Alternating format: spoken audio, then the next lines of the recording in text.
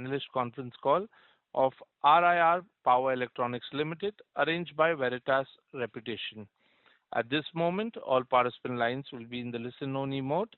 Later, we will conduct a question-and-answer session.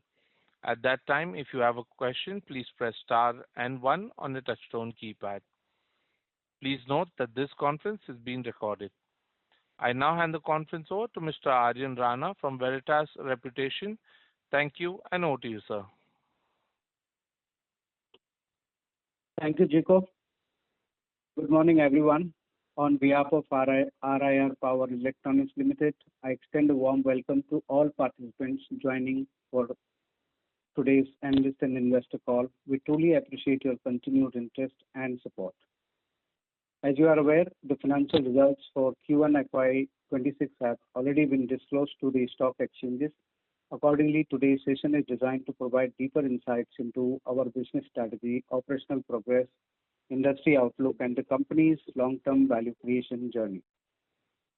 Before we begin, I would like to remind all participants that certain statements made in today's discussion may be forward-looking in nature.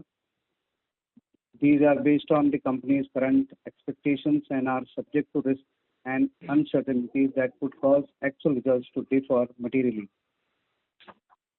Joining us on today's call, and I welcome Dr. Harshit Mehta, Chairman and Director of the company, Mr. Perry Sugat, CMO and Head Business Development, Mr. Ankit Shah, Financial Controller.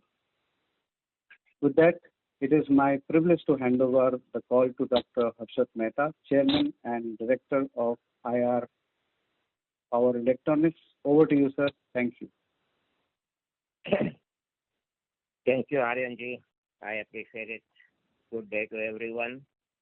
On behalf of the board and the management team of RIR Power Electronics, I extend a very warm welcome and thank you for joining us on this analyst and investor call.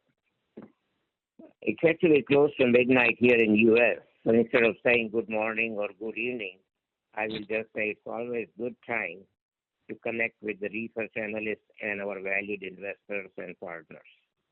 Your continued support makes it worthwhile regardless of the time zone, and that makes me always motivated and interested. We deeply value your time, interest, and continued support. I hope you all have a wonderful Ganesh Chaturthi holiday, and I also, as a Jain, wanted to convey my Michhami Dukram to all of my investors, shareholders, team members, and everyone. And I'm sure you know the meaning of Michhami Dukram, because I'm seeking your forgiveness if we hurted you intentionally or unintentionally in the past year. So, in terms of business and operation update, we continue to make steady progress across our key initiatives. Despite global disruptions, demand momentum remains healthy, supported by strong customer engagement as well as strong customer relationship and partnership. We are further investing in people and partnership to reinforce business resilience. Our Odisha project is progressing on schedule, creating a stronger foundation for growth. During this quarter, we achieved two significant milestones. First one is government support for our Odisha silicon carbide project.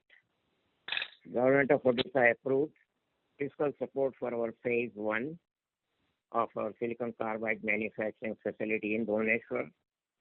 This is a strategic project, and we are the very first one with that initiative in India, with a total outlay of 618 crore across both the phases.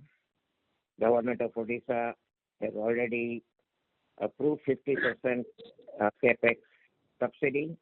We have incurred 65 crores in capex so far, and government has approved 32 crores has been approved in the government capital subsidy for the funds that we spent so far. This development also resonates very strongly with the national vision in his Independence Day address. Honorable Prime Minister Shri Narendra Modi highlighted the critical importance of semiconductor chips for India's technological future and self-reliance. Our project is aligned with that vision, and we are proud to contribute to India's semiconductor ecosystem with advanced high-power devices that will support AI data centers, electric vehicles, renewable energy, power grids, defense, and aerospace and industrial automation. In this respect, I would also like to say, within less than a year since the Chief Minister of Odisha did the groundbreaking on September 7, 2024, we already have received and commercialized the product, received the order from Indian Navy customer, and we are shipping the product this week to Indian Navy customer as well as a global distributor, Richardson Electronics as well. With this, I invite Ankit, Financial Controller, to brief us on the bonus issue of the equity.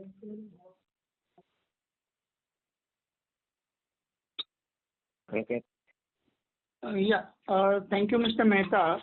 So basically, as you would be aware, the board in its board meeting held in May 2025 had approved a bonus of 1:1 to reward the equity shareholders.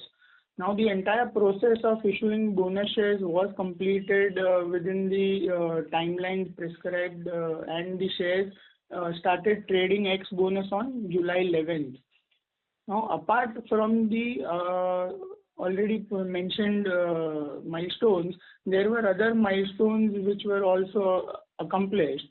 One being there was the subdivision of face value of equity shares. The board meeting in May 2025 had also approved subdivision of face value of equity shares to enhance the liquidity and improve market accessibility and market participation. The company has also accomplished this subdivision of face value of equity shares from rupees 10 to rupees 2 per share. These steps reinforces our commitment to enhancing shareholder value and encourage wider market participation and aligns with our long-term capital structuring goals. Secondly, in continuation to improving the liquidity and improving market participation, the board in its last meeting held in August 2025 has also approved listing of equity shares on National Stock Exchange as well. So company has initiated necessary steps and the process is underway. Thirdly, the board has also formed a committee to formulate an ESOP scheme. This is another important step taken by the board to attract, motivate and retain talent, all while aligning everyone's interest towards the long-term growth. I would like to invite Mr. Perry Shugard, the CMO and Head of Business Development, to talk on the industry and sector perspective. Thank you, Ankit. From an industry standpoint, the power and energy sector in India is experiencing strong demand momentum. And this is driven by the electrification of everything, infrastructure expansion, and renewable energy integration.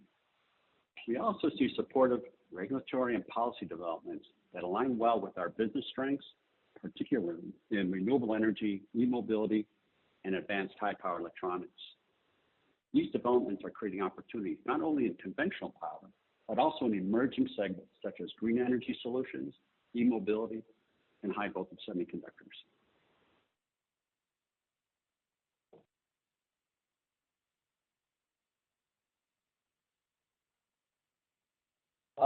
Yes, I would like to invite Dr. Harshit Mehta for the final closing statements, please, before we get on to the Q&A. Thank you very much, Aryan. Looking ahead, RIR is pursuing strategic initiatives that will define our growth plans, as well as I will always make sure that RIR is second to none in technology and always be number one in India for Make in India for global markets. With that motto in mind, expansion into advanced semiconductor devices with Bhubaneswar silicon carbide facility playing a central role. And I would like to mention that it is not just the components, but it's also significant infrastructure application at all levels, key levels, specifically high-speed trains in terms of Vande Bharat. We are also making devices that would go into Vande Bharat application, defense sector, as well as grid and renewables, including heavy-duty diesel trucks and so forth, including electric cars. We are also building partnerships and collaboration to accelerate innovation, technology adoption, and the market access. We have sustained investment in R&D, which are critical to our operation because of the fact that I want to be second to none globally in technology, and so that we are becoming competitive in a very responsible manner. In terms of outlook and guidance, I would like to say my motto for last 40 years, when I acquired GE's manufacturing facility, on my door there was a one sign which I still have it in my office, and they say we will if we think we can, meaning we will succeed if we believe that we can. And I 100% believe, and I'm totally positive in terms of RIR's capability to become ABB or Siemens of India. With that, we are addressing all the near-term environmental challenges. We remain confident in our long-term growth trajectory, and our focus will continue to be on driving cost optimization and operational efficiency, strengthening margins through product mix improvement and operating leverage, leveraging demand-led growth, high potential sector like e-mobility, renewables, defense, aerospace, railways, and industrial power system. At RIR Power, our vision is very clear: to create sustainable long-term value for all stakeholders, and every step we are taking is aligned with this objective and also meet national priorities. Lastly, we are pleased to share that RIR Power will be participating at Semicon India at Yashobhoomi in Delhi from September 2 to September 2, 3, and 4. We will show the advanced silicon carbide power modules that would be applicable and will find applications in Vande Bharat trains across the country, as well as in defense systems. We warmly invite our all valued customers and research analysts to visit booth number 186 at New Delhi. In addition to that, we also would be part of Odisha Pavilion with silicon carbide devices, samples, our product, and I am told that the Chief Minister also would be there as well. We would be showcasing our silicon devices manufactured using our IP, RIR IP, while directly engaging with top partners, policymakers, and global industry leaders. This platform places us at the center of emerging collaboration and incentive programs, key enablers of our India growth strategy and innovation roadmap. My focus is product as quickly as we possibly can make a reliable product. That is my motto.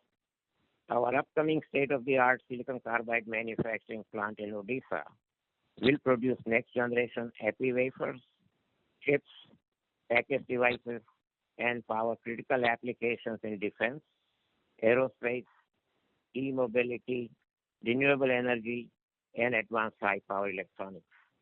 Though this we aim to strengthen India's semiconductor ecosystem and reinforce our commitment to technological leadership. Once again, I would like to thank you for joining us today and for your continued trust and support. We look forward to engaging with you further during the Q&A session and addressing your queries. Thank you. And I would still one more time say my motto: I believe in Gita's best words: do the best you can, don't worry about the results. Results will come depending on the effort. So if I cannot answer your result-related question directly, I apologize for it. But I am doing everything the best I possibly can. With that, I'll open the floor to any questions you may have. Thank you very much. We will now begin the question and answer session. Anyone who wishes to ask a question may press star and one on the touchtone telephone. If you wish to remove yourself from the question queue, you may press star and two. Participants are requested to use handsets while asking a question.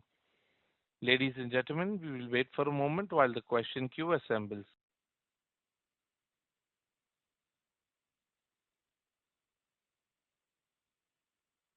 Our first question comes from Pratik Giri from Shubh Labh Research. Please go ahead. Hi, am I audible? Yes, sir. May we request Yes. that you use your handset, please? Thank you.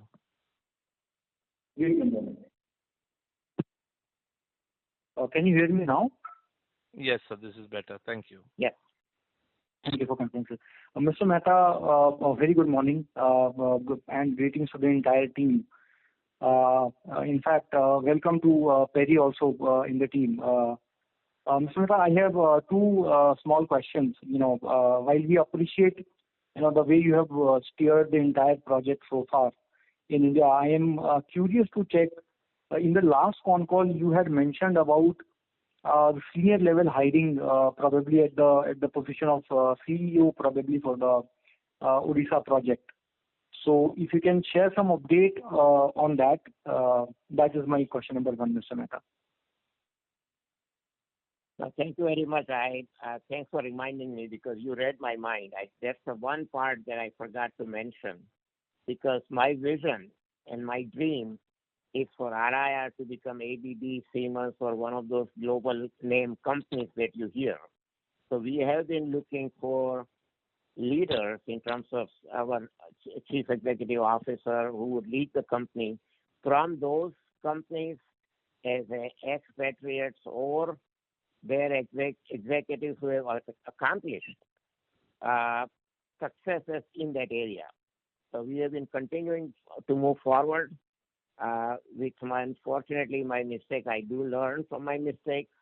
I will not share the timing or when, but we are looking at getting the CEO from the perspective of who will place RIR in terms of becoming ABB or Siemens or Mitsubishi Toshiba of India.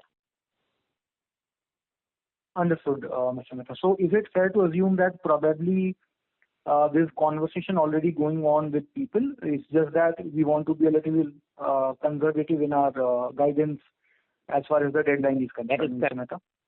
That is correct. We have been in touch with 3 people. We have also almost getting close to shortlist, but I will not announce the time and who they are.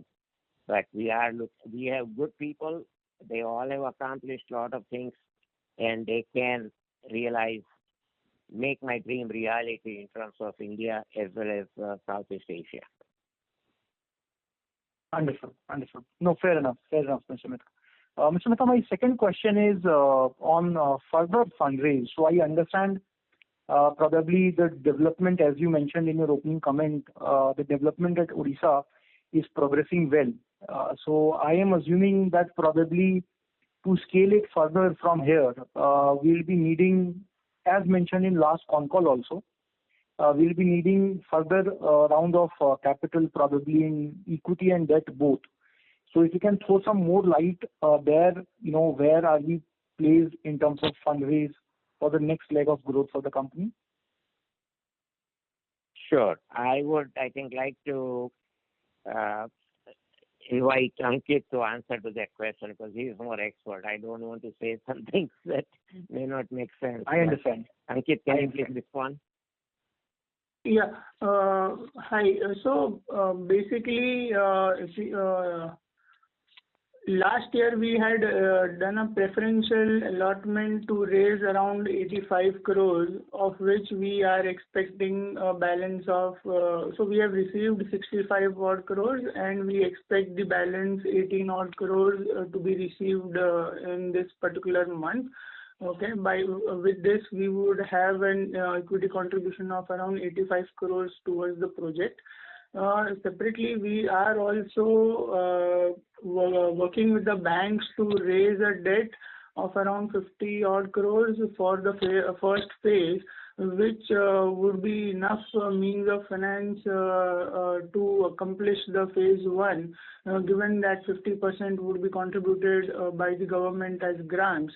So as of now, immediate basis, etc., we do not foresee any equity fundraise. But yes, definitely we would be raising funds in subsequent times, maybe around 6-8 months going down the line. Hope that answers your question. Yes, Ankit. Yes, Ankit. Ankit, I just wanted to check on this 18 crore receivable from the preferential allotment. I believe there is still some more time left, right? So we are confident that we'll receive this money probably in September itself. Yeah. So the last date. The last date, I think Bhavin can say probably September 13th or 12th, and we are expecting that to happen next week. The time period is 18 months from date of allotment, so we are quite hopeful that we'll receive the last tranche from the investors. It's just a matter of time before we get this noted. Understood. And Ankit, if you can help me understand on this 40 crore, the interest payment, there will be a subsidy from Odisha government on the interest payment, right? Right. So that will be part subsidy or that will be full subsidy for the interest payment, Ankit? So basically, interest subsidy is a separate thing or the separate policy under which we would be eligible to receive 5% of interest rebate or a subsidy, which would be capped at around 25 odd crores or so. So basically, the effective cost of debt would be quite cheap in that sense. So, and therefore we would want to have that debt raising accomplished earlier, and then we'll go for the next round of equity funding. Okay. Just last follow-up on this, Ankit. You mean if the interest rate, let's say, is 10%, so we'll have to pay only 5% from our pocket, and 5% will be borne by Odisha government. Is that understanding correct? Yeah. So basically, it would be a more of reimbursement kind of thing. So we need to pay that 10%, and 5% would get reimbursed from the government. Understood. That's all from my side for now. I'll rejoin the queue back. Thanks a lot for answering my questions, Mr. Mehta. Yes. Thank you. Our next question comes from Bhavya Doshi from Family Office. Please go ahead. Hi, good morning, Mr. Mehta. I hope I'm audible. Yes, sir. Please go ahead. Perfect. So two questions. A was on Government of India has released a statement under India Semiconductor Mission where they have specifically mentioned a company, SIC Sem Private Limited, in collaboration with a UK company to set up the silicon manufacturing unit with 3,000 wafers and 6 million units. So just wanted to understand how does this competitive landscape affect us on that front? So that's a 6M. 6M is the private, been funded by Archean Chemical. I mean, they are the public specialty chemical company in Chennai is interested. They are funding it. I also know their technology partner, or they invested in that company called Classic in Scotland. My feeling is, in terms of the experience, I would tell you the positive things about us. I am sure they have their own plans as well. We are technologically speaking, from expertise perspective, we are far ahead compared to anyone in power semiconductors, including silicon carbide. Second, I am still not 100% convinced that 200 millimeter fab is the right economically viable solution for India. You may have heard Wolfspeed, who had invested $7 billion in 200 millimeter fab in US, filed for bankruptcy and had only about assets worth 350 million. And so we need to look at how the market emerges on a 200 millimeter fab with a significant large investment and, in my opinion, at this point, economical risk. So we are better off in terms of setting up a 150 millimeter fab, which is not 200 crore project what 6M has, but our project is 600 crores. And we believe we will 95% of the world demand for silicon carbide is for 150 millimeter fab product. We feel we are in a much superior position competitively, technologically, as well as time-wise. Okay, that's quite helpful. Also, there are a lot of IITs, ISCs who are also incubating a lot of semiconductor-based startups where they are maybe, targeting one component of supply chain and trying to build, or disrupt the company around that. So are we also looking to, I think you also press release and we are also collaborating with some IIT, but are we also looking to maybe acquire or maybe collaborate further with them to improve our R&D processes and, get better at our technology? Is that something that's also on our radar? Yes, we are. So we have been working with IIT. What I have in my mind, what I have set up is IIT is a very strong, brilliant professor, students, everyone. What they need is a little bit of a guidance and focus in terms of making the technology commercially viable. And therefore, I have been talking to IIT Delhi in terms of the material characterization, Professor Rajan Singh. IIT Bhubaneswar, I have known Professor Karmalkar, who was at IIT Chennai before. One of his students who is now at faculty at IIT Bhubaneswar did internship at RIR. We are also looking at IIT Bombay in terms of application center of excellence, and they are developing gate drives for us as well. I do believe in collaboration in terms of universities. My biggest and the first thing I tell, we just talked a week ago, we talked to Silicon University right in Bhubaneswar, and they are also very interested. And I emphasize that my desire is so that they can focus on prototype product and not papers. And I'm not looking for world record, but a commercially viable and commercializable technology. My passion is commercialization. Correct. So do we plan to hire more IITs or people who are doing this kind of prototype work? Are we planning to hire more of them within the talent and groom them to grow within the organization, or it's mostly the external talent that we're looking to hire?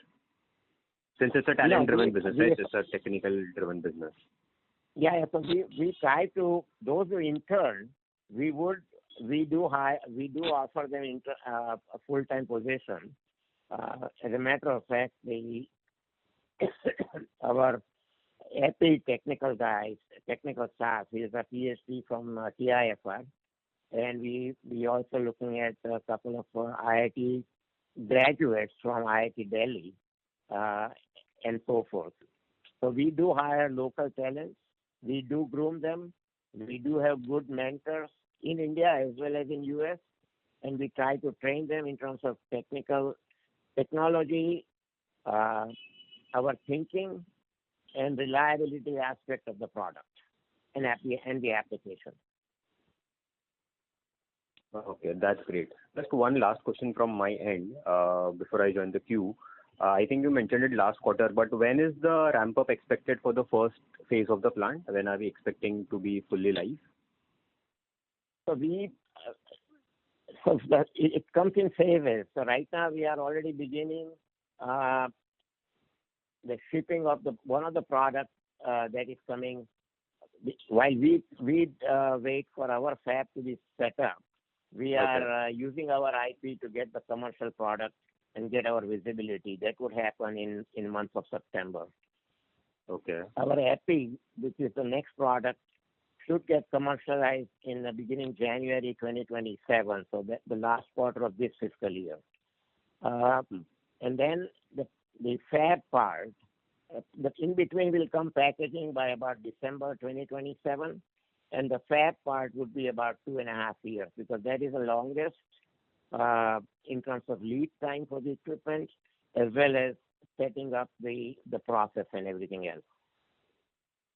Correct. This is only for the phase 1. Then they'll work on the phase 2. Is my understanding correct? So I think so. The fab is on a phase 2. What I said up to packaging is phase 1, and the fab is part of phase 2. Okay. Got it. That was really helpful. I'll join the queue for the question. Any more questions? Thank you. Sure. Thank you. Ladies and gentlemen, before we take the next question, a reminder to all the participants, if you wish to ask a question, please press star and 1 on a touchtone telephone. Our next question comes from Atul Bharmu Patil, who's an investor. Please go ahead. Good morning, sir. Am I audible? Yes, sir. Yeah. Please go ahead. Sir, my first question is, your company has submitted proposal to MIT for additional 25% subsidy on plant. So, what is the status of that current? So, I think we tried to work with MIT, and they also had questions. We've clarified all of their queries and inquiries and everything. And by the time I went there to see them about a month and a half ago, even though we were the first one, they say, we are running out of money. You have to wait until ISM phase 2. I look at business model. Time is very important. I'm not going to wait for central government's 25% subsidy. If it happens, it becomes gravy for the overall business. But time is very important in terms of time to market, entry, getting our product qualified, and so forth. So we are totally okay at this moment in terms of our business model to accept what we have right now, which is 50% from state of Odisha for phase 1 and 2 both. Sir, my second question is, can you highlight the demand for that electronic launching systems and electronic rail guns in India and dumper electrification? So I think I will give you a little bit of on the rail gun and so forth. That is one of the very important self-reliant India and try to Indian defense system stand on its own. We meaning Silicon Power, my original company, supplied the product components that now RIR is supplying to Indian Army. We supplied the product to U.S. Army when they were making that launching railgun system. So in terms of the product market, first, the final testing is going on at Pune. They had some issues in terms of their ability to fully power up what they need. It's not our issue, but it's their issue, but we are helping them to solve that. Once the qualification is complete, we are expecting, and I'm not so sure if the people look at a forward-looking statement or not, but we are told that there's a potential for 65 such systems within the Army, and I don't know the time frame. In terms of the second part of your question, I will request Perry to address it. Yeah, if I can understand right, what are the kind of applications that could take advantage of this? So the railgun is one, but that technology is used pulse power in multiple areas. One is reactive armor on tanks. The other one is in launchers. So whether it's an aircraft launcher, a drone launcher, a lot of those also take advantage of this technology.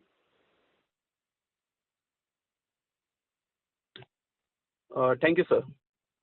Well, Thank you. Did we answer your question?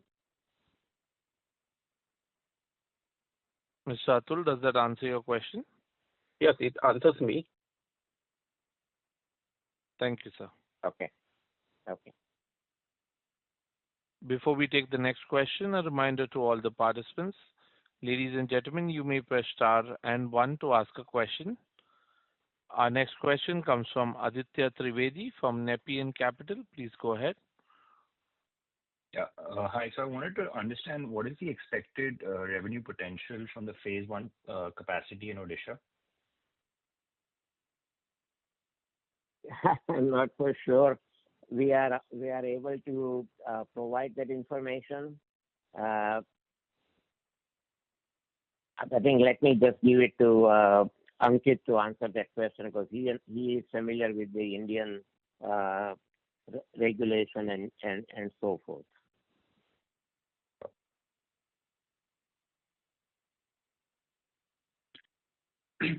Yeah. So basically, once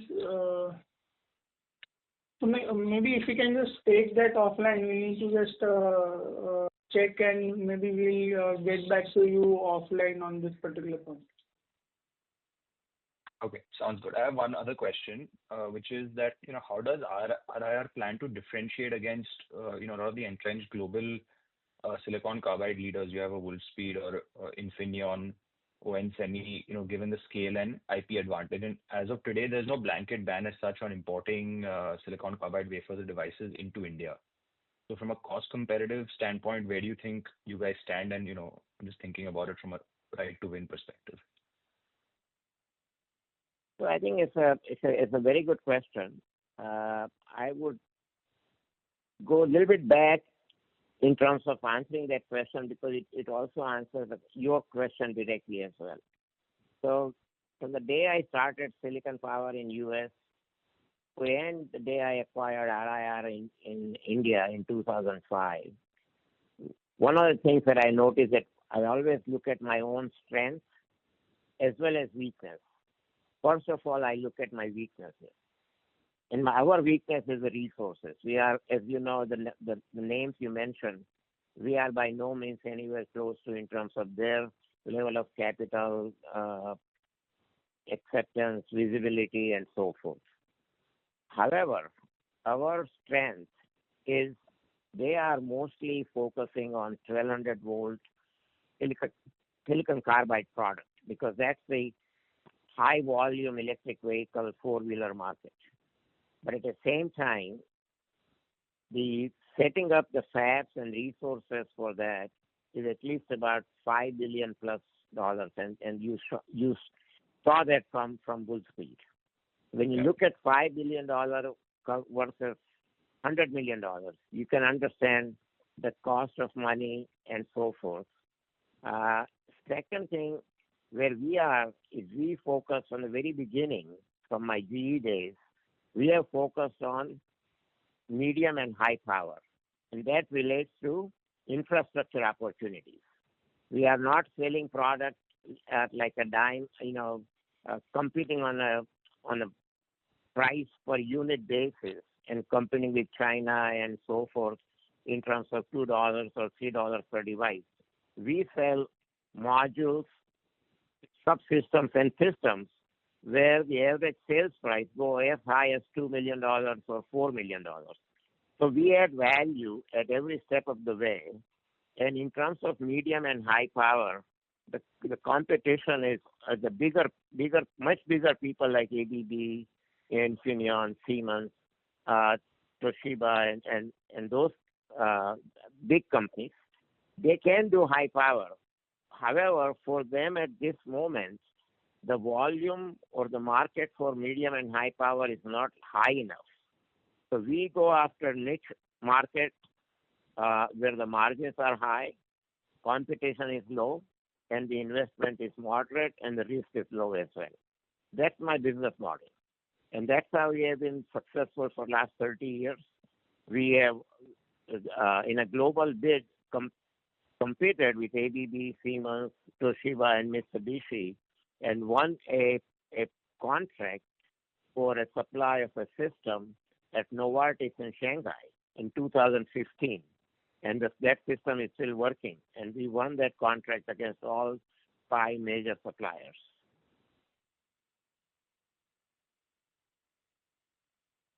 Okay, got it. And if you can just touch upon the TAM for these high power silicon carbide devices in India and globally, are you all also going to try and target the export market, or will you all largely cater to the domestic market from this new facility of yours?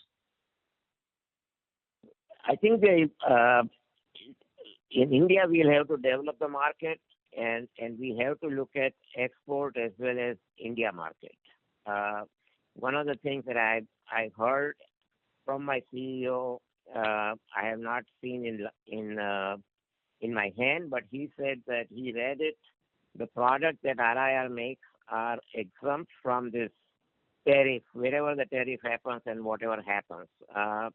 Maybe I'll refer it to Perry in terms of giving you a bit more details in terms of market and application. Yeah, the SiC market in India is not as developed as it is, let's say, in Europe, Western Europe, or in the Americas, but we see a lot of potential, especially in the higher voltage silicon carbide, where applications in defense and utility grid will take advantage of the higher voltage SiC. The other 1200 volt type devices, we're starting to see more and more of those in UPS power supplies, which right now are pretty much dominated by IGBTs. And we see those silicon carbide devices slowly kind of working their way into the applications in India. Okay, got it. Thank you so much. Thank you. Ladies and gentlemen, as there are no further questions from the participants, I now hand the conference over to Mr. Ketan for closing comments. Thank you, everyone, for joining today's analyst and investor call. We greatly appreciate your time, engagement, and continued interest in RIR Power Electronics.